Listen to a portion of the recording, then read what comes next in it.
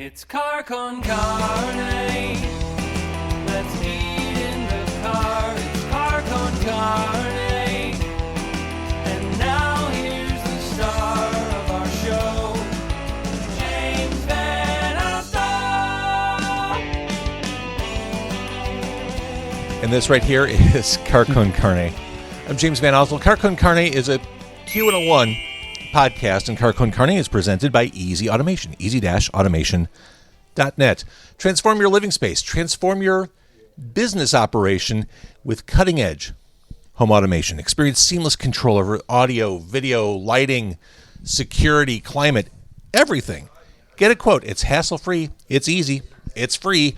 Go to easy-automation.net or give my guy Dan a call. Dan can be reached directly at 630-730-3728. Car Con Carne, also sponsored by a book called 90 Days in the 90s, written by Andy Fry. It's a rock and roll time travel story, specifically a time travel adventure to the 90s in Chicago. Relive all the wonderful pop culture moments, the music of the Chicago music scene in the 90s, as seen through the eyes of Darby, who owns a record store in the book, in 90 Days in the 90s. She goes back in time to Chicago in the 90s via Chicago's Gray Line. The big question is, does she decide to stay in the 90s in Chicago? Got to be honest, I might take that choice if given the opportunity. Go to 90daysinthe90s.com or pick up the book on Amazon or wherever you buy books. Finally, Thursday, May 15th, join me. I'll be recording Car Con Carne live on stage at the brand new location of Legit Dogs and Ice in South Elgin, 322 Randall Road. We'll have live music from Karen Shook and Derision Cult, comedy from Chris Bongat, and craft brewer Carson Souza from Obscurity Brewing, all on stage recording. You can be part of it. Legit Dogs and Ice, starting at 8:30 on Thursday, the 15th. So as I'm recording this, it is April 12th. It is Record Store Day. It's a nerd holiday that separates most of us from our money and resembles, I think it's fair to say, a 4-alarm fire for independent retailers. For this year's event, I've returned to Siren Records in McHenry, 3902 Main, and I'm right here in the eye of the storm minutes before the store opens. Bill Linquist, owner of Siren Records McHenry, is back. You're opening in minutes. I can't believe you even have the time to do this, but thank you for talking on the high holy day for record store owners. You are welcome.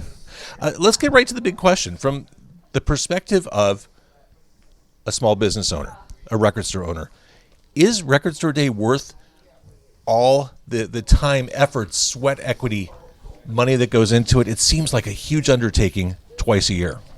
I would definitely say that this is our biggest revenue day of the year. So that's an easy yes. So it's a simple yes. It's worth the investment. So let's talk about how much work goes into it. I mean, I'm assuming you closed yesterday. So we did 7 days of closure. The problem with our store is that we take repairs in and stuff, so there's a lot of things that have to get shifted and moved around. Our intake is pretty big with the amount of product that comes in the door, people trading in, selling, doing things. So you got to shuffle all that around and find homes for it twice a year. Oh, right. Yeah. I mean, I'm looking around. I'm looking at all these Record Store Day releases. You've had to readjust everything you have here. Even that side room is no longer gated off. And so how do you manage customers through this? Do you let like 2 or 3 in at a time? So we do normally 10 at a time, let them kind of cycle their way through, throw out another 10, let them cycle their way through. Eventually you're going to have the balance where you're going to have a line coming in the door and a line going to the register. So once you start with that balance, people are checking out and getting out of here. You can tell the people that are in line to do something right away that want to go hit up another store in case they can't find it or somebody's already grabbed it, because they're in and out super quick. Mm-hmm. Hey, let me ask, when I showed up here at 5:45 in the morning, which is a character-building time of day to be awake on a Saturday, but, I mean, there were people camped out. It's 30, 35 degrees outside in McHenry on the day we're recording this. Do people really need to wait outside all night long? So there is one person out there. They got here at midnight. Oh, my God. They're here for the Wicked soundtrack. We only got one of them. Oh. Okay. And you kind of start watching what this is. So even though that there's people that provide a service, let me be your concierge, let me go shopping for you, and they put crap up on eBay, and they make this big spew. I'll be first in line. Let me get this for you. That Wicked soundtrack last night, the latest one I saw sold was $479 for a $54 record. How are people able to sell that? Doesn't that violate Record Store Day code? Well, because it's other people that are assuming, or they know somebody. Oh my God! They're basically selling concert tickets with a guarantee that they can get them. And are these flippers the bane of your existence for Record Store Day?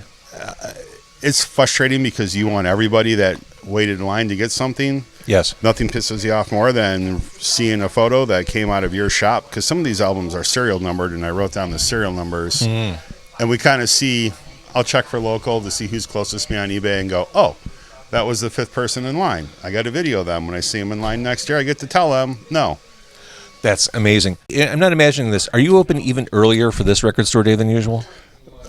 Yes. So 7 o'clock in the morning. 7 in the morning to go as opposed to 8 o'clock in the morning. Some of that goes with 8 o'clock on the East Coast, which puts us 7 o'clock here, 5 o'clock over in California, midnight this morning in Australia. Oh, my God. I mean, it was kind of crazy.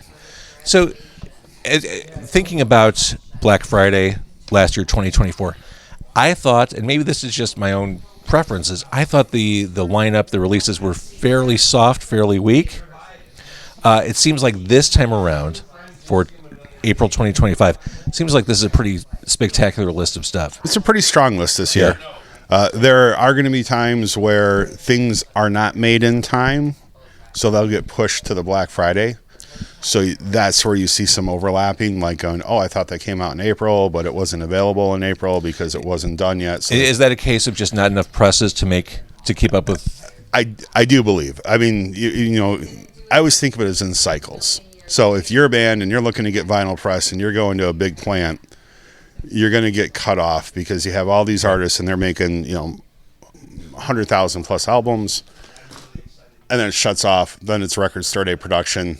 Then it picks up with the other people. Then it's Record Store Day production. Right. Thinking about flippers and what we were just talking about, the appeal of your local record store, the appeal of Siren Records in McHenry, 3902 Main, is the sense of community a record store can foster and engender.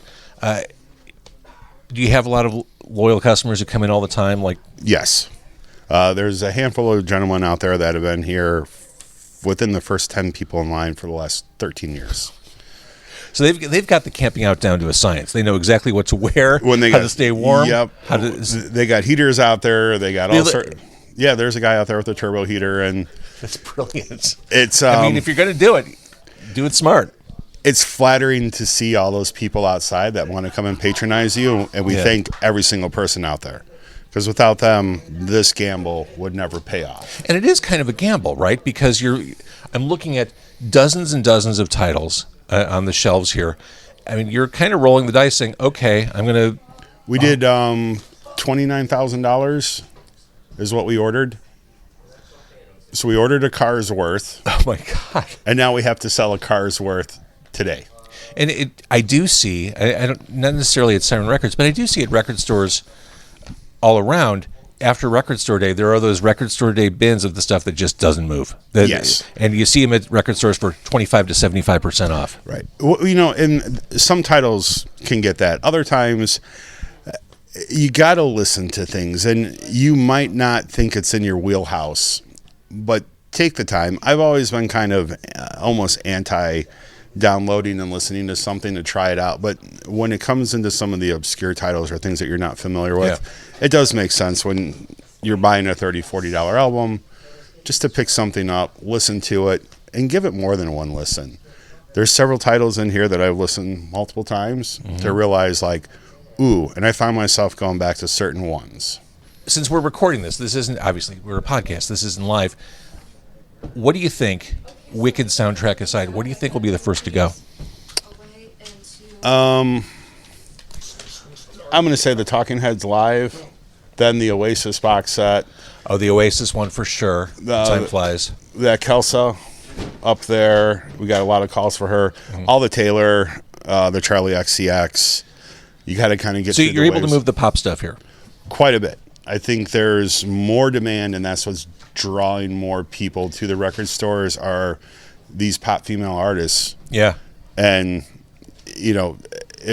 as much as everybody makes fun of Taylor Swift, she does bring revenue in the door. People do camp out for her. Yeah. Listen, Taylor Swift's not my thing. I appreciate the fact that because of Taylor Swift, my daughter buys records. Yeah. And went to see Taylor Swift. Like, she went to see Taylor Swift live and now is into the idea of going to see live music. I appreciate the influence she has in all the right ways. Yeah. So that's the positive part of it. So you have to get past the make fun of.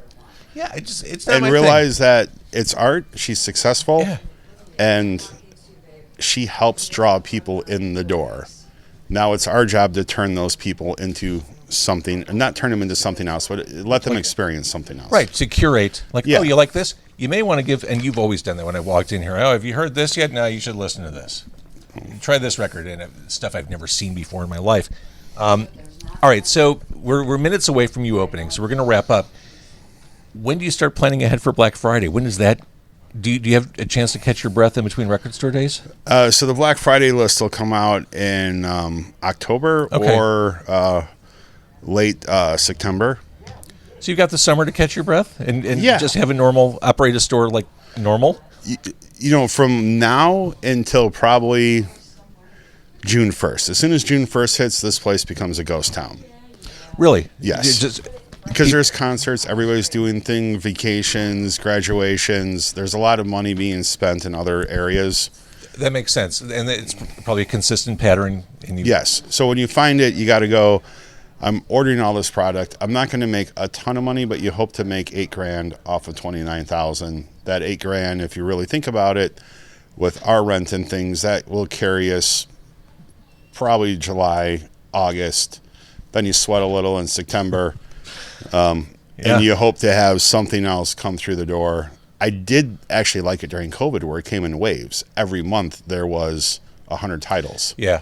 And it made it easier on people's wallet. It made it easier on us, but they just don't do that. Yeah, it's true. I mean, just looking at these titles, I could very easily make a case for spending $1,000 today. Mm-hmm. Please. I won't because I'll get murdered when I get home. But I'll walk out of here with a couple things for sure. Bill, thank you as always for jumping on. Looking forward to doing more of these with you. Oh, this is fun, and I always enjoy seeing you.